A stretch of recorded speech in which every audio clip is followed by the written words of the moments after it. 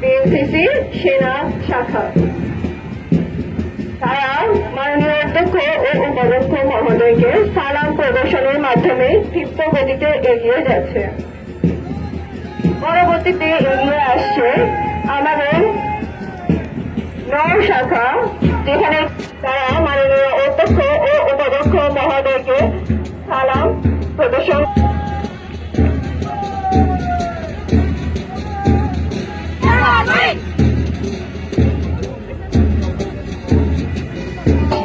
আমাদের rover scout দল।